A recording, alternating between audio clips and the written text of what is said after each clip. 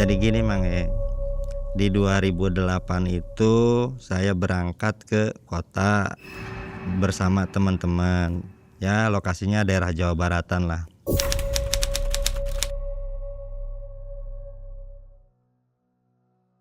Nah dan di saat itu saya diajak sama teman itu untuk berjualan.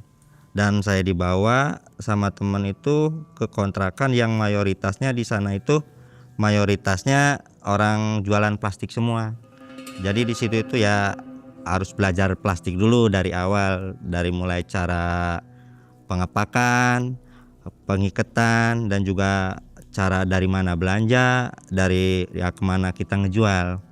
Nah waktu itu di awal itu kita bawa modal tuh seadanya. Ya zaman segitu 150.000 masih cukup untuk jualan tuh. Nah setelah itu setelah bisa lalu belanjalah sendiri dan di situ langsung dipraktekkan sendiri cara ngepaknya, cara ngikatnya, dan besoknya langsung dijual. Karena belum punya apa-apa jadi naik angkot, jalannya itu ke pasar.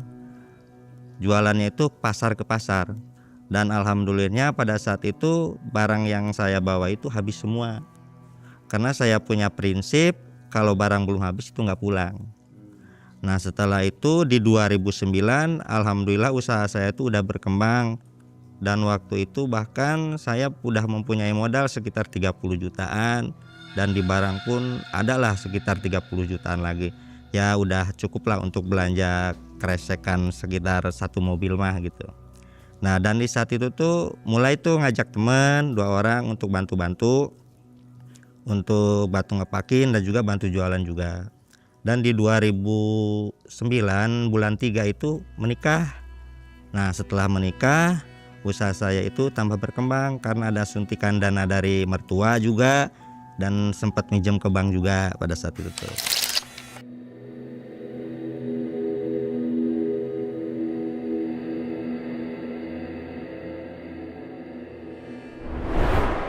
Nah alhamdulillah dan di 2010 usaha saya itu udah punya cabang 4 dan juga udah punya toko sendiri dan sempat beli rumah termasuk mobil juga. Ya Sudah dibilang makmur ya? maju, ya udah makmur lah kalau dibilang mah gitu.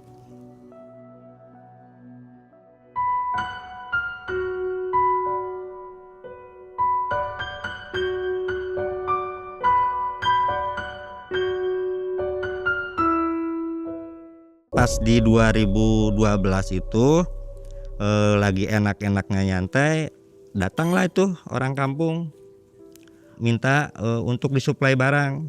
Maksudnya orang kampung saudara? Ya namanya orang kampung kalau ada orang Jaya tuh jadi langsung gitu tuh nyamperin pengen ikut kerja. Nah pas disamperin tuh ternyata si Otong. Ya sebut saja namanya Otong.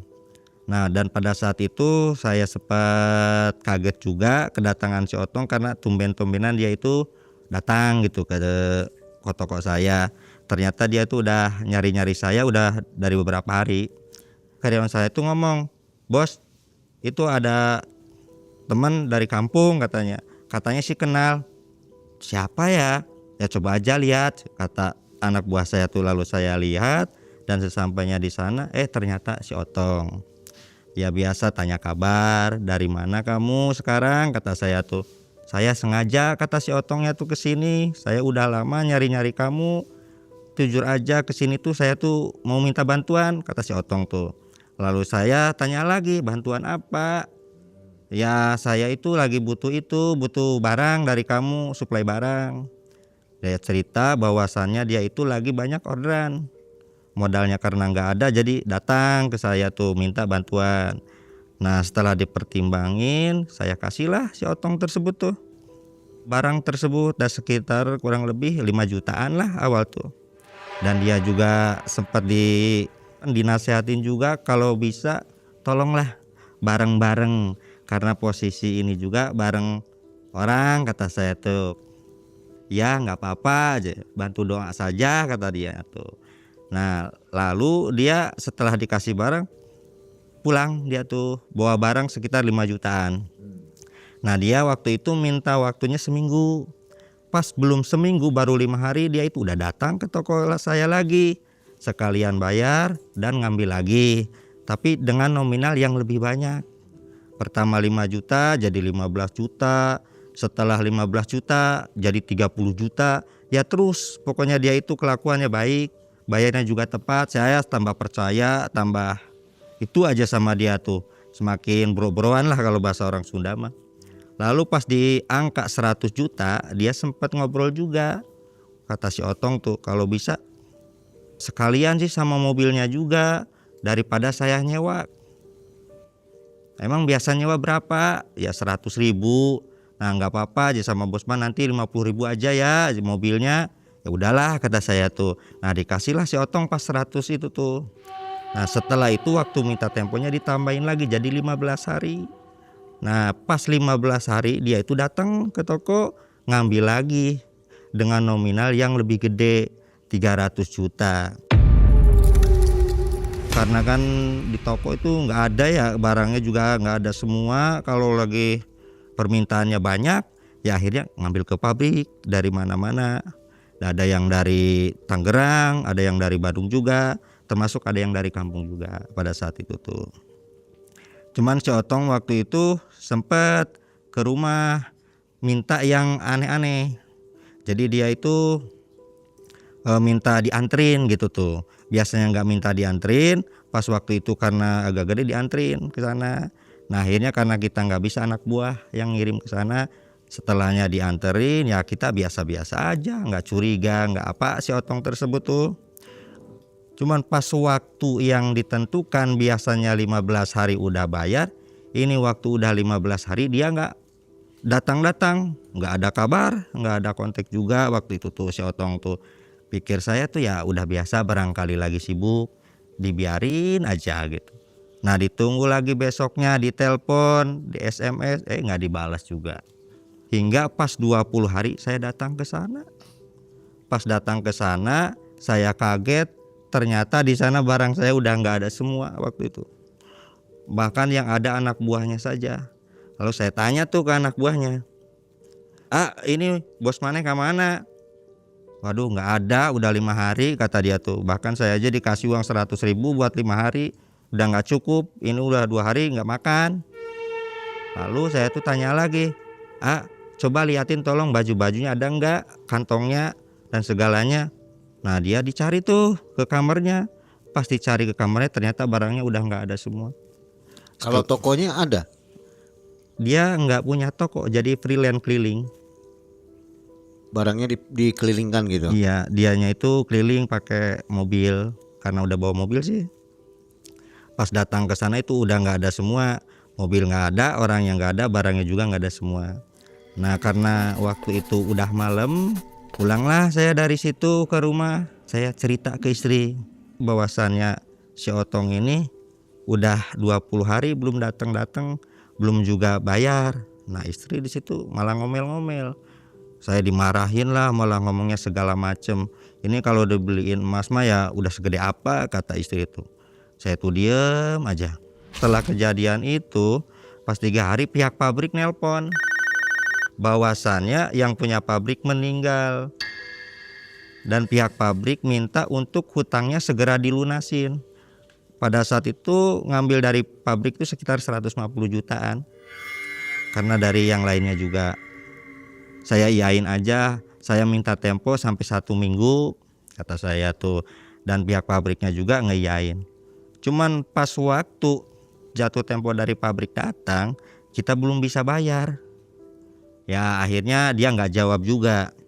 Cuman mungkin karena udah telat 3 hari, akhirnya si pihak pabrik itu ada yang datang tuh lagi duduk-duduk, lagi nyantai pas habis sholat subuh. Ada yang ngetuk-ngetuk pintu. Punten, punten. Ya saya jawab ya, mangga kata saya tuh. Pas dibuka ternyata itu badannya tinggi-tinggi, gede-gede. Ini dari mana? Ini siapa? Udah kamu ikut aja ke mobil. Lalu saya dibawa ke mobil dan di mobil dia ngomong, saya ini perintahan dari pabrik. Pokoknya saya tidak tahu menau bahwasannya uang yang kamu bawa harus sekarang dikembaliin semua. Kalau misalkan kamu pengen pulang, ya kamu harus ninggalin kepala kamu kalau nggak ada uang. Saya di situ bingung juga, saya di situ aduh puyeng, saya sampai mohon-mohon tolong sih Pak, kalau bisa saya dilepasin dulu karena saya ini nggak bawa apa-apa. Dari mana dapat uangnya kata saya tuh. Karena mungkin kitanya mohon-mohon dan dia juga kasihan, udah sok saya kasih aja kamu itu anterin pulang.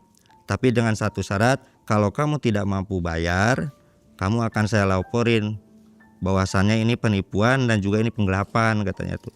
Saya tambah kaget, tapi dia tetap nganterin pulang. Setelah dianterin pulang saya cerita lagi ke istri dan istri malah marah-marah juga. Bukannya ngasih solusi malah tambah parah pada saat itu tuh. Dan hingga akhirnya saya tuh ngomong ke istri, "Mah, saya mau pulang dulu ke kampung, mau minta solusi, mau nenangin pikiran, lagi mumet." Besok harinya tuh berangkatlah saya ke kampung, Mang. Setelah sesampainya di kampung, Mang, cerita lagi tuh ke ibu tentang perjalanan saya tuh. Nah, ibu marah-marah juga di situ tuh. Hingga akhirnya saya tuh agak nyesel juga. Setelah itu saya beli rokok. Di perjalanan itu dapat kabar lagi bahwasannya toko yang saya tempatin itu kena penjarahan, barangnya hancur semua. Di situ jalan saya kayak nganggang teh, pusing yang udah bilang. Pas nyampenya di warung pengen beli rokok, ketemulah itu sama teman saya yang namanya Asep. Nah, Asep ini kalau dibilang orang itu teman dari dulu, dari zamannya ngojek, dari zamannya lagi bangor-bangornya waktu itu tuh. Nah, si Asep itu Le, kamana wae kata si Asep tuh. Ya ada aja, ini saya baru dateng. Nah, dia itu lalu, "Kamu enak ya sekarang mah udah sukses jadi lupa," kata dia tuh. Enggak juga sih. Kamu emang sekarang kerjanya apa?" "Ya saya masih angker aja ngojek," katanya tuh. "Oh iya nih, udah lama kan kita nggak ngopi-ngopi, nggak ngobrol bareng nih, boleh nggak saya main?" Ke si Asep tuh. "Ya udah nggak apa-apa, nyantai aja kayak baru aja," kata dianya tuh. Nah, setelah diyain lalu saya bayar kopi, bayar rokok, berangkatlah ke rumahnya si Asep. Sesampainya di si Asep cerita dari awal sampai akhir, dari mulai ketipu, dari mulai dibawa itu, dan si Asepnya pun ngasih saran. Akhirnya kata dia kalau misalkan saya bantu uang nggak ada, tapi ada guru saya bisa kayaknya tuh bantu kamu, soalnya yang kemarin aja berhasil. "Emang cara apa?" kata saya tuh, "Sep." "Kalau kemarin sih caranya modelnya rezeki dadakan," katanya tuh. Kata situ, "Emang efek sampingnya apa?" "Ya kalau lebih jelasnya mah nanti ngobrol aja ke Abah." Nah, saya pikir-pikir, ya udahlah soalnya saya lagi pusing, nggak ada solusi, besok kita ke Abah aja langsung. Ya udah nggak apa-apa karena saya juga sekarang mah lagi nyantai, nggak buru-buru katanya tuh, nggak ada orderan juga. Nah, lalu di paginya saya berangkatlah sama si Asep itu ke Abah. Sesampainya di Abah, bah, kata si Asep tuh. Dibukalah pintu sama si Abah dan si Abahnya ngomong, Asep kamu kemana aja, udah lama nggak kesini," katanya tuh. Lalu dia itu ngomong, "Iya bah, kesininya kejauhan." Nah, setelah itu saya dipersilakan masuk dan juga si Asep sama saya tuh masuk, lalu dikasih kopi biasa di situ. Nah, hingga akhirnya tuh si Asep ini tuh mulai ngawalin bahwasannya bawa teman, kata si Asep tuh. "Bah, ini saya bawa teman dari kota, dia lagi kena masalah, kena musibah." Ya dia cerita tuh kena tipu, kena segala macem. Nah, si Asep ini sambil ngelirik ke saya tuh. "Iya kan Le, sok kamu aja yang ngomong," kata si Asepnya tuh.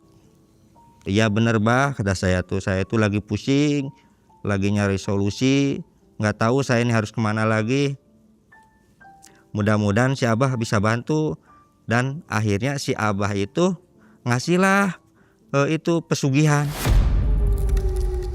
Jenisnya model pesugihan ya, tapi ini mah nggak ada efek samping. Saya iyain aja karena pada saat itu saya juga gelap kan, namanya banyak tekanan dari mana-mana. Terus kata saya tuh, "Bah, syaratnya apa?" "Ya syarat seperti umum, pokoknya banyak tapi ada di pasaran semua," kata si abahnya tuh. "Emang udah siap tak kamunya?" "Yakin." "Yakin bah." Dan dikasihlah tuh, malah dia nyuruh nyatet ke si Asep tersebut tuh, Sep, kamu tulisin tuh syaratnya, kamu tulis aja ini 7 macam daging-dagingan dari hewan katanya tuh, ditulis sama si Asep. Lalu yang kedua ikan-ikanan itu 7 macam lagi, dan juga buah-buahan 7 macam, kembang-kembangan 7 macam, dan juga ayam cemani sama kain putih. Lalu sama kemenyan dan sejenisnya, model sioh yang gituan.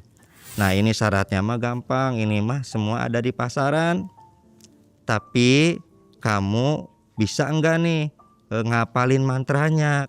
Tapi nggak boleh ditulis, kata si abahnya tuh. Saya tuh gimana, bingung bah, kalau nggak ditulis mah saya nggak bakal bisa hafal. Lalu saya inisiatif, ya direkam aja pakai rekam audio pakai HP. Dikasihin, lalu dibacain sama si abah, mantranya juga disebutin dan cara manggilnya juga. Nah setelah itu udah dikasih semua, kata si abahnya, nah sekarang mau udah, kalau misalkan mau prakteknya kamu telepon dulu ke abah, ngasih tahu dulu ke abah. Saya iyain aja, ya udah siapa. Tapi kata si abahnya, yang penting kunci keberhasilannya ini kamu harus berani dan jangan penakut, kata si abahnya tuh. Saya tuh iyain aja ya, pikir saya tuh biasa-biasa aja gitu. Nah karena waktu itu udah jam 5, saya pamitan tuh ke si abah.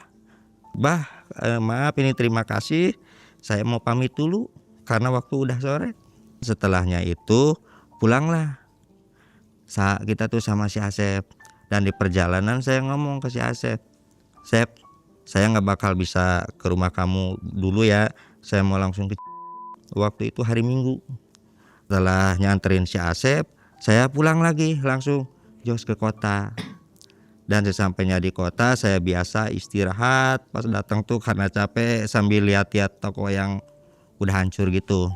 Pas hari Seninnya, nah mulai nyari syarat-syaratnya, dari mulai daging-daging 7 rupa sampai buah-buahan 7 rupa sampai kembang 7 rupa, dan termasuk ikan tuh harus 7 macam juga.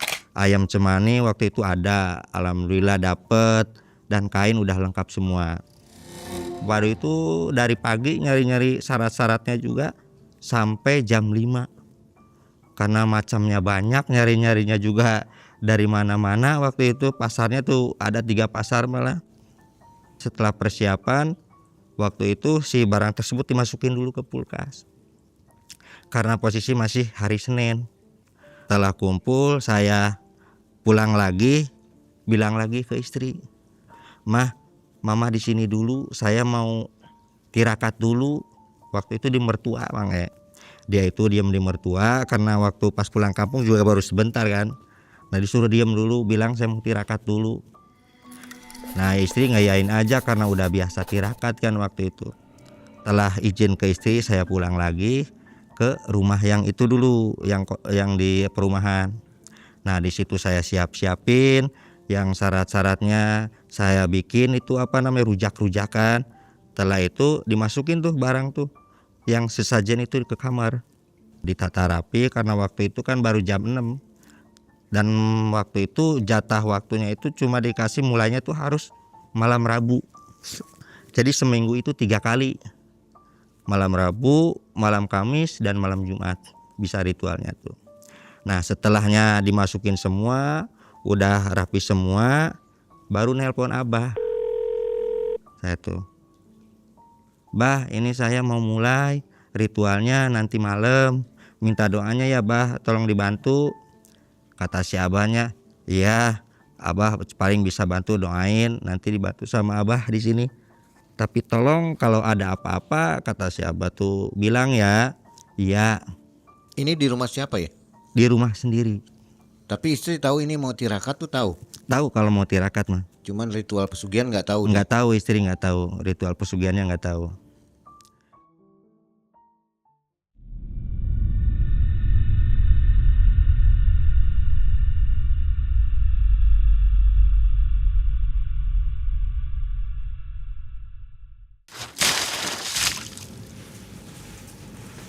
Ini atas nama Mas Tile ya?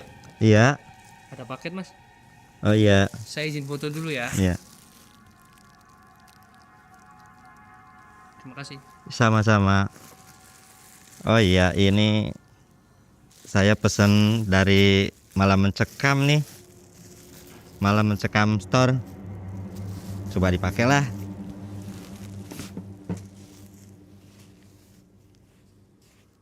Waduh, ternyata ganteng juga ya. Nah, setelah itu disiapin lah barang-barang, udah komplit semua. Pas jam 11 saya masuk, lalu saya amparin tuh tikar, nyalain lilinnya juga. Dan kan ada kain tuh. Ini sobek, dikasih darah tuh. Ceret. Nah, setelah dikasih darah, lalu ditaruh di depan, dan saya pun nyiapin uang 100.000, dan di sini udah disiapin juga kardus yang gede. Nah, setelah komplit semua, saya duduk tuh di situ. Mulailah saya baca-baca, Bang E.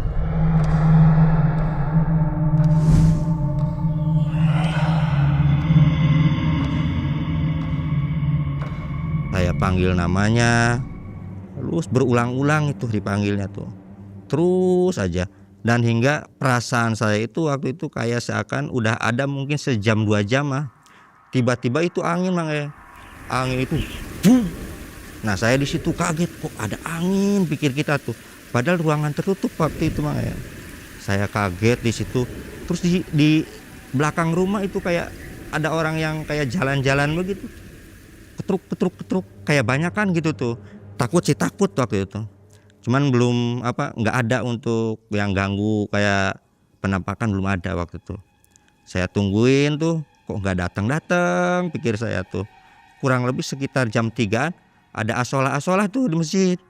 Saya situ ya udahlah, berhenti aja dulu karena udah asolah. Keluar, saya sambil gemeteran di situ, kok ada angin dari mana? Kaget kan waktu itu. Baru soalnya ngalamin yang gituan tuh. Saya nelpon ke Abah. Telepon lagi. Assalamualaikum, Bah. Kata si abahnya, waalaikumsalam. Iya, Bah, kok malam tuh nggak ada yang dateng, cuma ada angin aja. Anginnya gede pisan, sampai kaget kita gun, sampai gemeteran. Oh, berarti kata si abahnya tuh udah dateng. Coba aja kamu cek. Itu sesajennya barangkali ada yang kurang. Nah, ternyata saya pas dicek ke sana, ternyata bener ikannya hilang 1. Kok bisa ya ikan hilang 1, kamar padahal dikunci, kata saya tuh. Nggak ada yang tahu. Kata abahnya, ya udah berarti itu udah dateng, udah dimakan. Sebagian punya kamu tuh. Udah lanjut aja. Nah, setelah itu saya nyari kan tuh yang tadinya ikan yang dimakan 1 tuh, yang hilang 1, beli lagi, dikasihin lagi ke situ.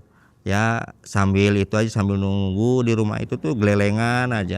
Hingga pas di malamnya, pas malam mau mendekati jam 9, saya mulai tuh kayak ada rasa gimana gitu, udah mulai khawatir lah. Tapi saya acuhin aja. Saya mandi, saya biasa sholat dulu.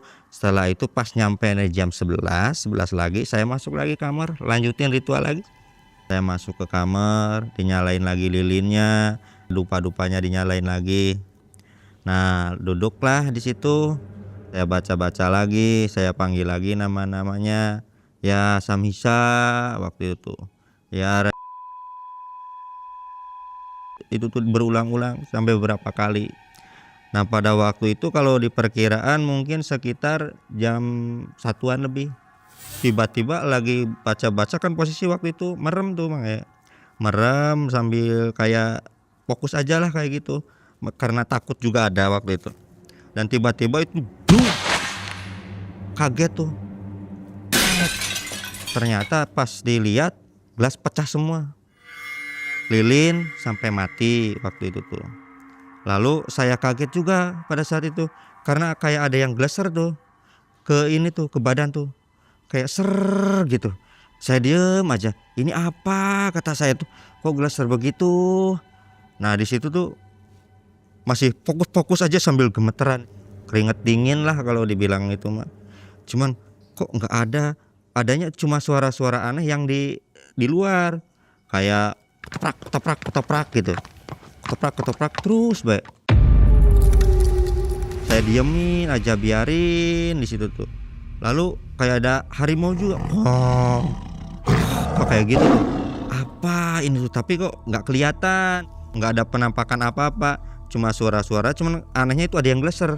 Karena posisi itu lilin waktu itu mati, saya kaget di situ, diemin aja, biarin aja lah. Barangkali ini belum datang, kata saya tuh. Nah setelah itu waktunya tuh udah asolah-asolah lagi, saya keluar lagi dari situ. Aduh, pikir itu apa yang geleser-geleser.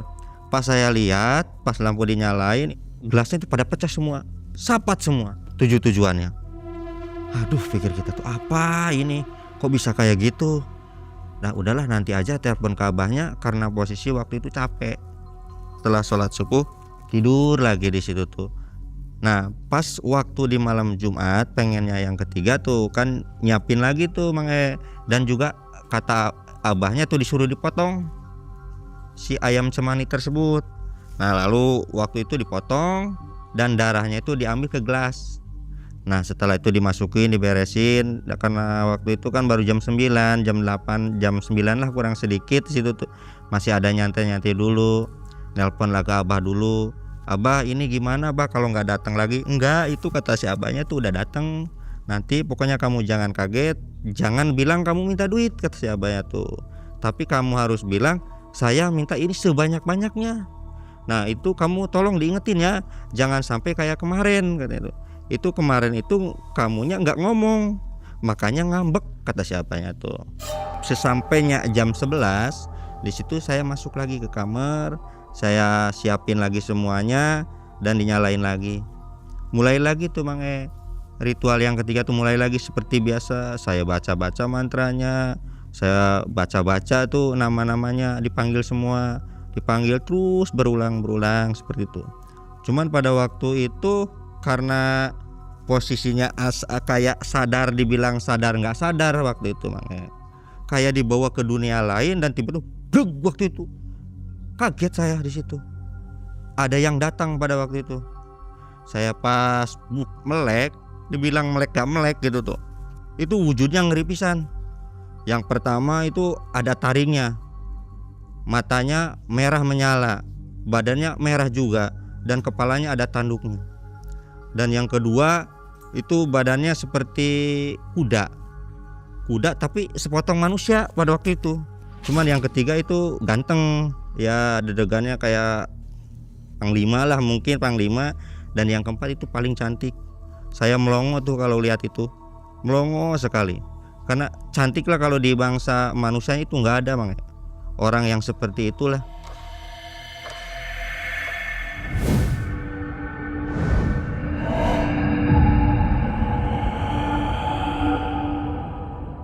Ngomong dulu yang ratunya, mana ayah naon, manggil-manggil aing, kata si ratunya tuh. Saya langsung aja tuh sampai dikasih tahu, saya minta yang kayak gini sebanyak-banyaknya, kata saya. Pakai bahasa Sunda ya? Iya, pakai bahasa Sunda. Nah setelah dikasih itu, saya taruhlah si uang tersebut tuh di sini. Tiba-tiba tuh kayak ada yang ngejilatin tuh, ceplak kayak ngejilatin. Cuman waktu merem aja, gemeterannya udah bilah. Dan anehnya tuh di sini tuh kayak ada yang ngelilit di badan tuh, tapi gede pada waktu itu. Dipegang itu lunyu waktu itu, dipegang tuh lunyu, licin aja pokoknya tuh. Nah saya itu apa sambil dirasain, ada takutnya juga ada. Nah setelah itu ada asola berhenti. Nah saya berhenti, saya kaget juga, nyalain tuh lampu. Saya kaget di situ ternyata uang udah penuh setengah kardus waktu itu.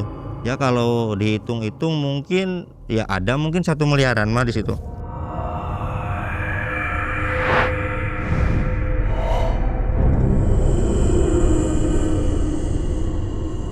Dan saya pegang-pegang juga uang tersebut tuh. Saya senang, saya bahagia tuh waktu itu. Seneng bangetnya tuh bisa hutang bisa lunas, orang tua juga ya nggak kepikiran lagi. Perasaan tuh kayak bakalan jadi orang kaya lah di kampung tuh. Lalu saya keluar dari tempat ritual, keluar, saya seneng lah.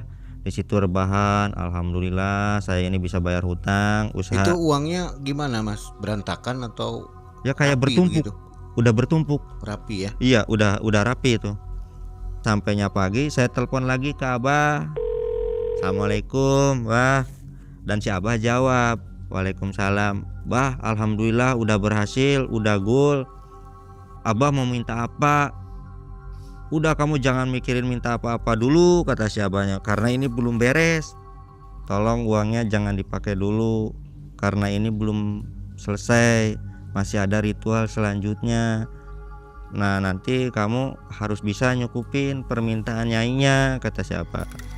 Kamu tunggu aja nanti malam Rabu depan, kata si abahnya. Oh, jadi gitu tabah. Kirain tuh bisa dipakai sekarang, nggak bisa, tunggu dulu, kata si abahnya. Setelah itu saya mulailah aktivitas seperti biasa. Saya jualan lagi yang kecil-kecilan, ngabisin sisa-sisaan sih yang ada di toko. Soalnya udah nggak ada lagi jualan seperti biasa, hari-hari biasa aja gitu. Dan sesampainya pas hari Selasa malam Rabu, saya mulai lagi di situ ritual lagi. Dan seperti biasa saya baca-baca lagi. Cuman waktu itu yang datangnya cuma nyainya saja. Pas saya melek, datanglah nyai, dan kata nyainya ngomong, nah sekarang kamu pengenannya kamu udah saya kasih, tinggal saya minta upah untuk anak buah saya yang kamu suruh. Emang nyainya minta apa? Dan nyai bilang, saya hanya minta keong yang tumpuk 7. Iya nyai, saya coba. Keong tumpuk 7. Iya. Gimana Nah, itu maksudnya? jadi keong emas yang tumpuk 7, yang nempel 7 tuh. Nah, pikir saya kan banyak tuh keong tuh, wah nggak susah. Ya nanti saya coba. Nah setelah itu seperti biasa lagi tuh, saya nelpon lagi ke abah. Bah, ini nyainya minta keong tumpuk 7. Oh ya udah, coba kamu cari aja, barangkali ada, kata si abah. Setelah itu nyari tuh, ternyata itu di nyari-nyari keong tumpuk 7 susah. Sampai ke beberapa sawah, kolam, di situ nggak ada keong yang tumpuk 7. Adanya paling 3, 5, udah nggak ada. Kok susah pisan, pikir kita tuh. Perasaan kayak gampang. Setelah jam 5 nelpon lagi ke abah. Bah, ini keongnya nggak dapet, gimana? Kata si abah, ya udah kamu dialog aja sama nyainya, tinggal minta diganti aja. Nah diikutin lah kata si abah tuh, nungguin waktu. Dan sesampainya jam 11, nah saya itu mulai lagi ritual lagi seperti biasa.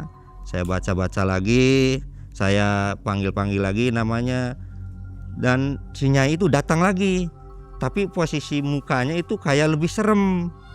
Posisinya tuh nggak seperti biasanya.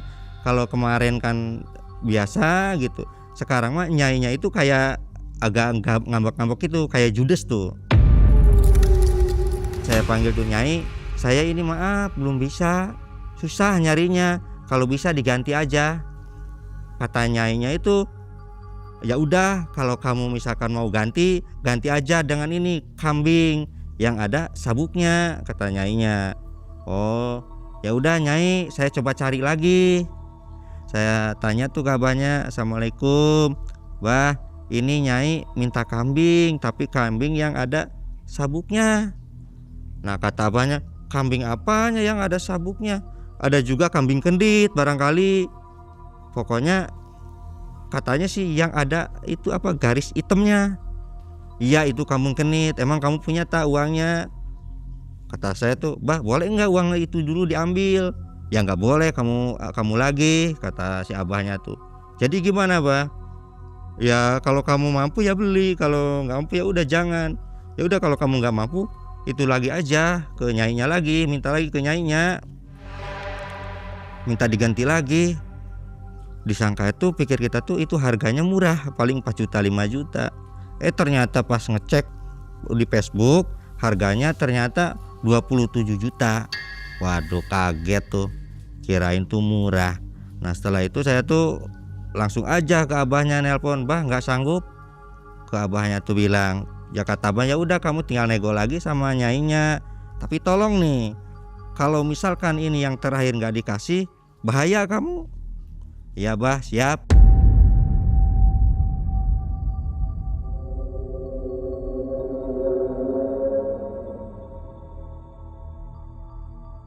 Sesampainya jam 11 saya ritual lagi, saya baca-baca lagi dan panggil-panggil lagi. Kurang lebih sekitar 2 jaman datang nyainya muka marah. Maneh teh dititah yang anu kitu wae eueuh wae. Maaf nyai kata saya tuh. Soalnya susah, harganya juga mahal. Saya lagi susah. Kalau bisa diganti sih. Katanya ya udah kalau kamu nggak bisa, saya minta anak ayam yang dari kamu tapi yang laki-laki. Sayain aja karena pikiran saya anak ayam kan banyak di pasar juga nyari-nyari. Saya seneng lah, wah kayaknya ini udah bisa.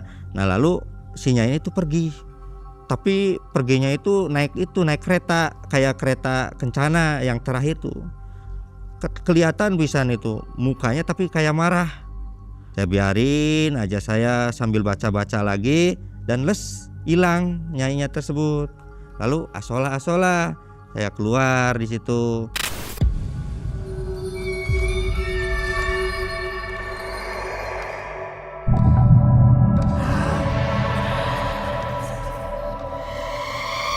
Ditelepon lagi ke Abah, "Bah, ini nyainya minta anak ayam yang laki-laki." Terus kamu iyain? Ya saya iyain, Bah. Waduh, kamu bahaya itu. Bahaya apa, Bah? Kata saya tuh. Bahaya itu anak kamu yang laki-laki. Nah di situ saya panik lah. Sambil ngerenung, saya diem aja. Kok bisa niat pengen bahagiain anak istri malah anak yang diambil? Kayak percuma rasanya. Saya bingung di situ, diem aja. Pengen ngobrol ke siapa, pengen curhat ke siapa juga percuma. Saya pikir baik sambil ngelamun tuh. Nah saya telepon lah si Ustadz, temen waktu di pesantren. Ustadz, saya pengen main ke situ.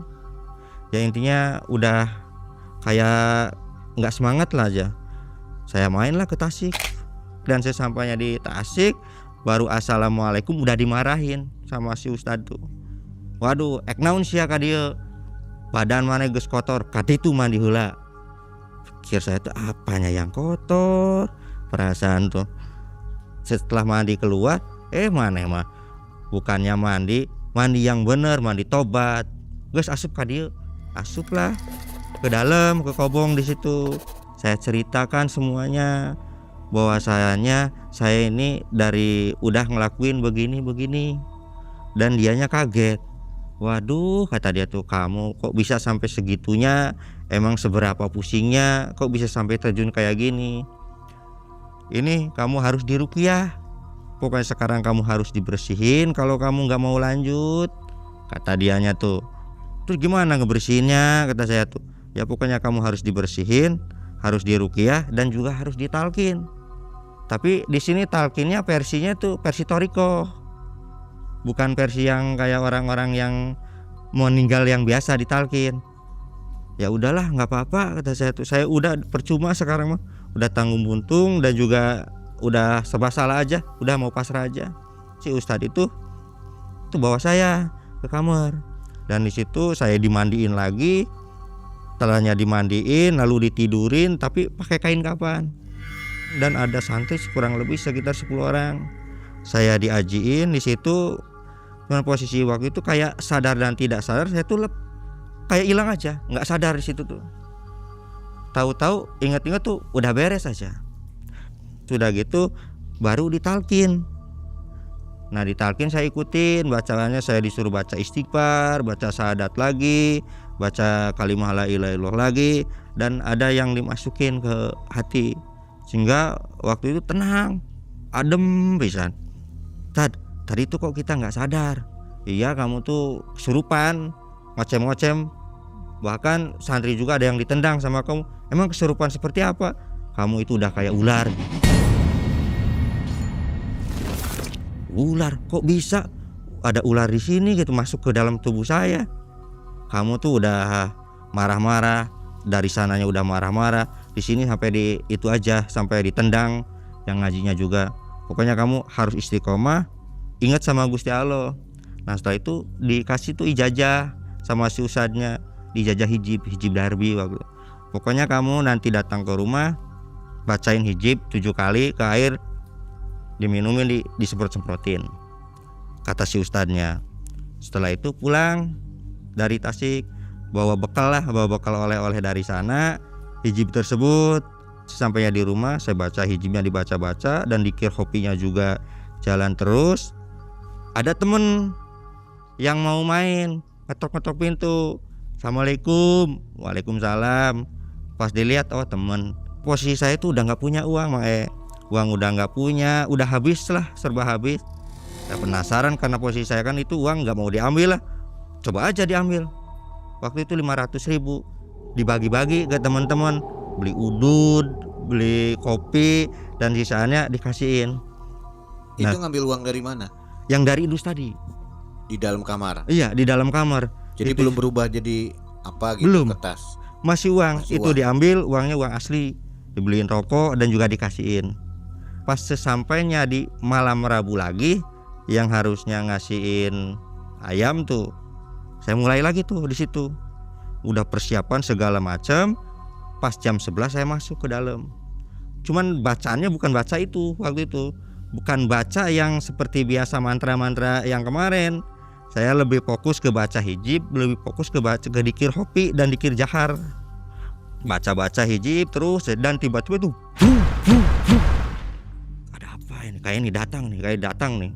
Begitu datang, saya pokoknya udah nggak butuh uang ini. Saya mau putusin saat ini juga. Saya nggak mau urusan lagi dengan kalian, kata saya tuh. Tiba-tiba itu tak tendang tuh, si uang tersebut hilang, kabur, hilang uangnya semua, nggak tahu kemana itu. Pikir saya tuh udah beres, udah nggak ada resiko lagi gitu kan. Keluar itu, di luar itu kayak ada yang tadi yang ketemu yang 4 itu naplok di tembok. Itu seakan-akan kayak mau nerekam. Di situ saya kaget, ada mati. Karena ingat dari ustadz, di situ baca-baca hijib lagi dan dikir lagi, begitu hilang. Nah, setelah hilang itu perasaan tuh udah enak aja, kayak udahlah, mungkin ini di nyainya juga udah pergi, uangnya juga udah nggak ada, dan apa yang itu juga udah kalah, pikiran saya tuh.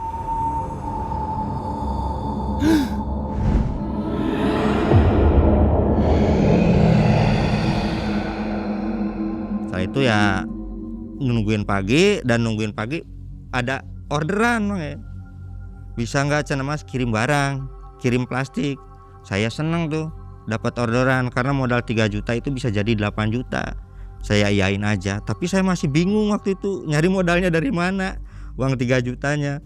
Oh ya udah nggak ada uang lagi lah. Akhirnya selama 3 hari 4 hari nyari pinjaman, dan akhirnya ada pinjaman, dari teman dipinjam, tapi itu bunganya 10%, diambil. Lalu saya belanja, saya anterin, senang, bisa pikir udah nggak kepikiran ke sana lagi, pengen ngebagiain anak tadinya tuh ya.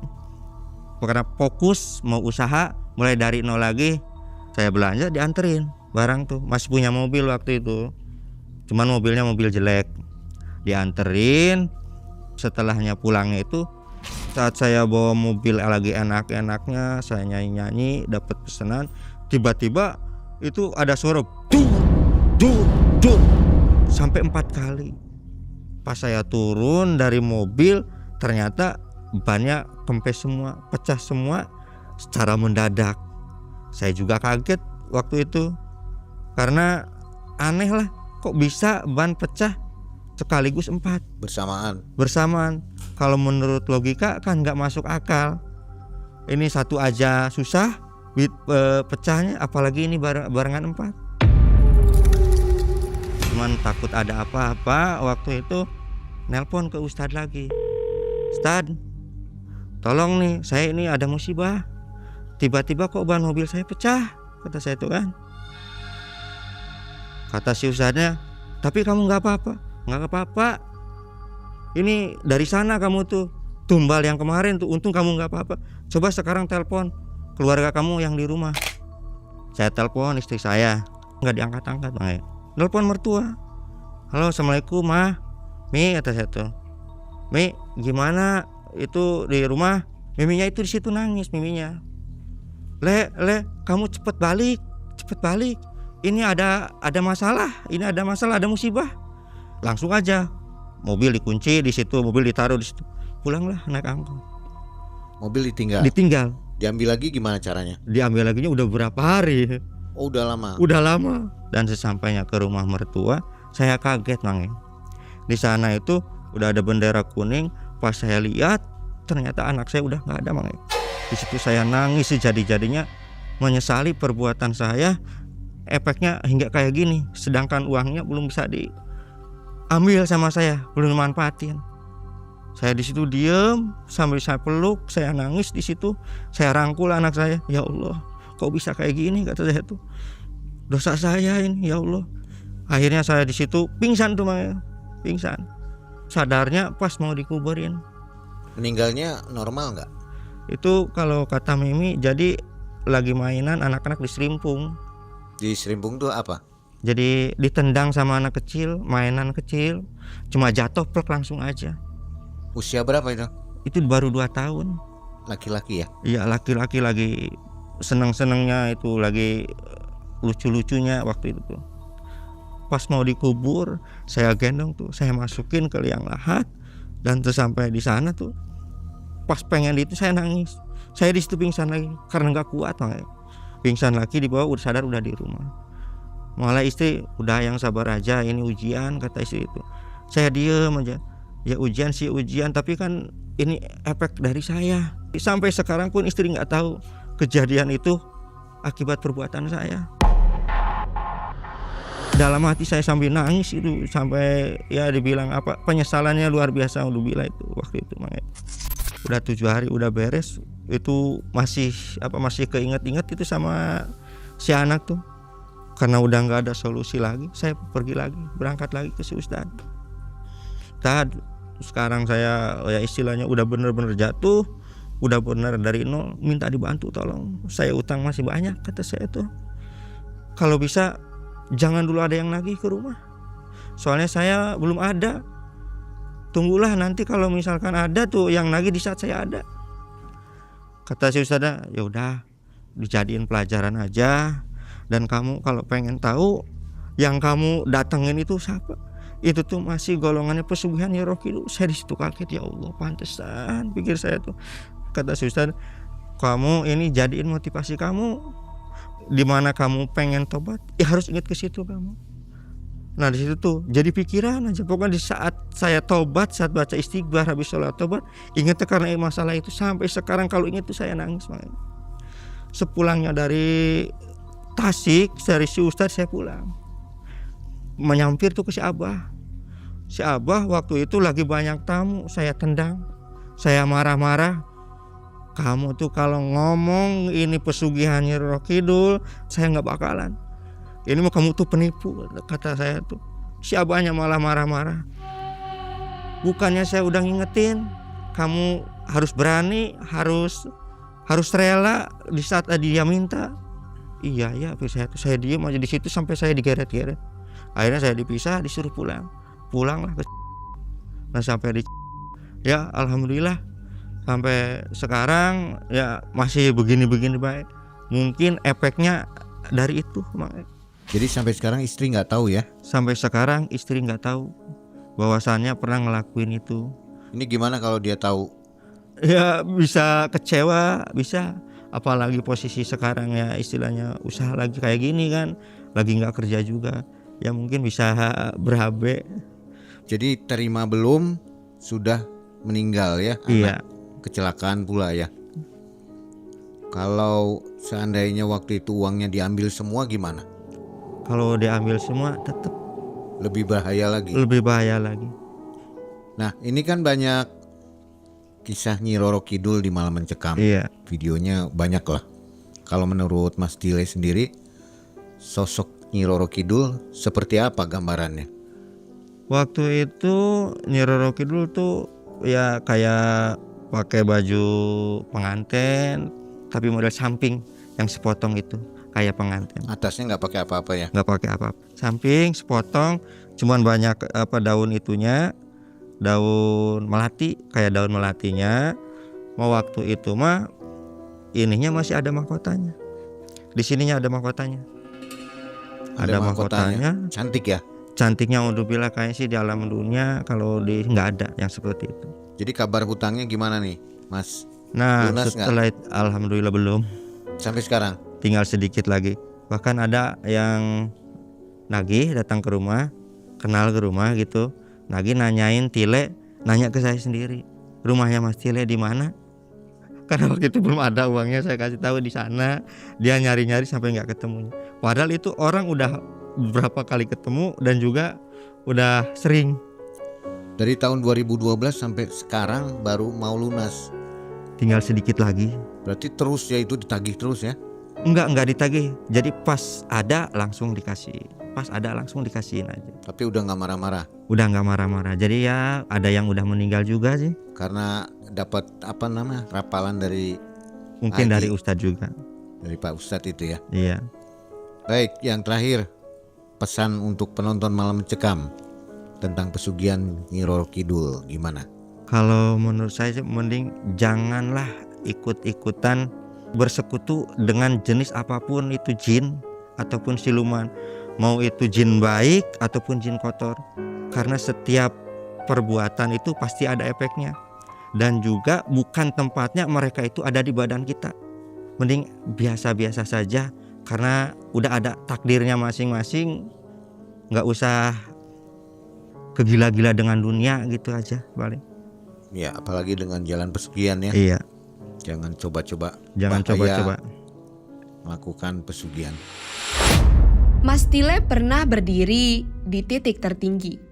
Namun satu pengkhianatan menjatuhkannya seketika. Dalam keputusasaan, ia memilih jalan yang tak seharusnya. Ritual pesugihan itu dijanjikan akan memberi segalanya. Namun di balik jalan cepat itu, tak ada yang benar-benar gratis. Ada harga yang harus dibayar. Nyawa anak yang ia cintai harus menjadi gantinya.